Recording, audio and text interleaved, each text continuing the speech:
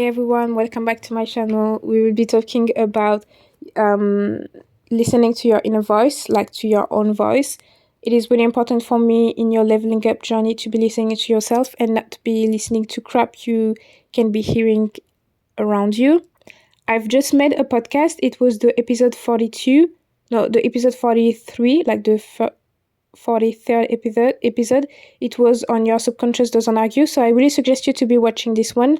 Those two are linked together. It's like a little series, but I will be talking about dating in the next one. Don't worry, I know you love dating advice. So this one is on listen to your own voice.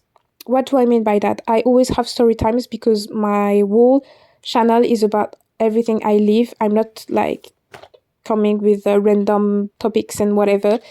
This is why I think that I'm relatable because I really talk about my everyday life. So what happened to me when I started leveling up? I didn't start with the physical appearance. I didn't start with the poise or anything. I started by wanting to date up way before knowing about elegance, way before knowing about marriage, way before knowing about provider men.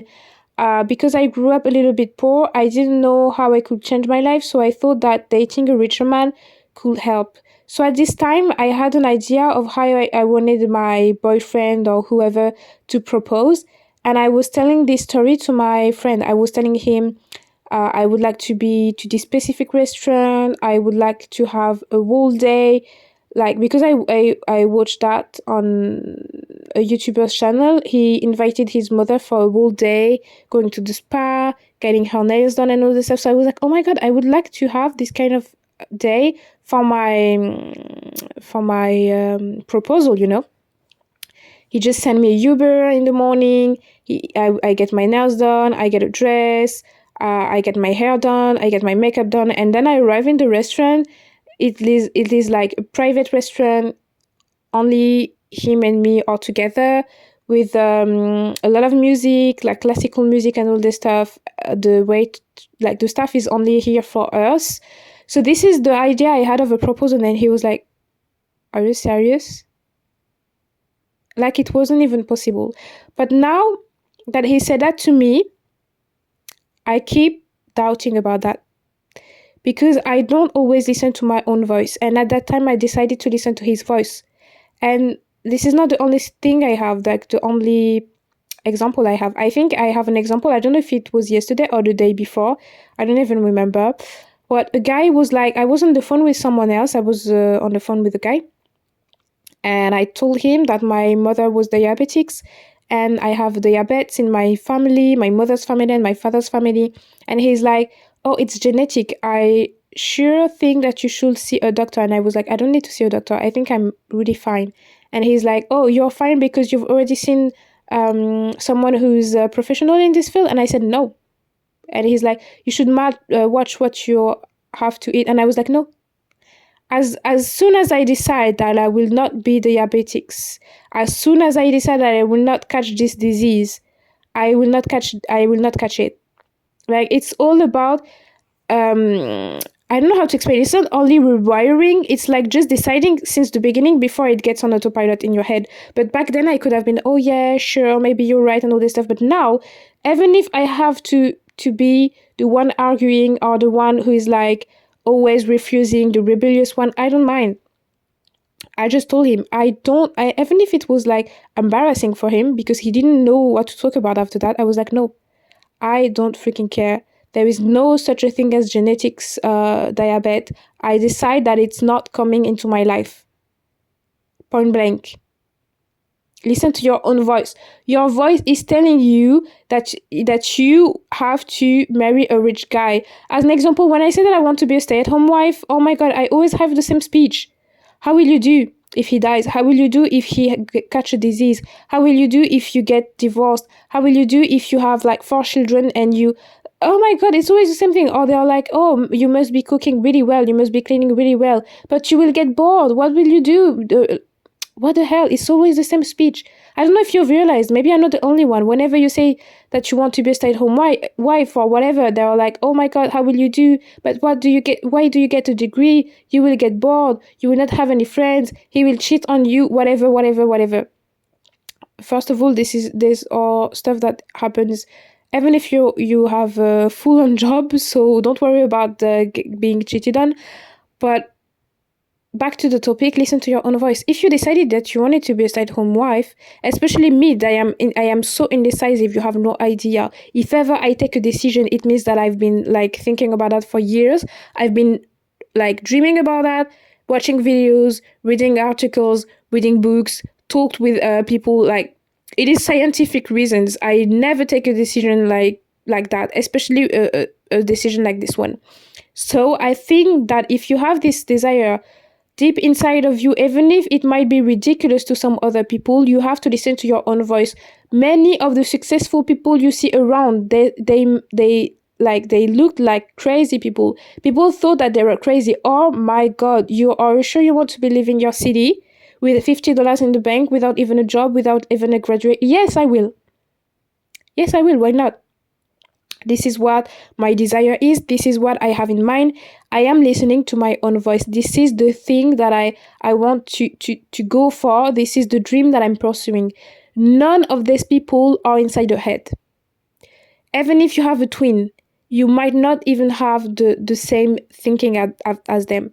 You can't have the same thoughts. You can't have the same, like, the same subconscious working background, if that makes sense. If you've watched my previous podcast, you know. But there is something working in your subconscious. Two people who were born the same day, had the same parent, maybe went to the same school, they will not have the same thoughts at the same time. Your brain is different.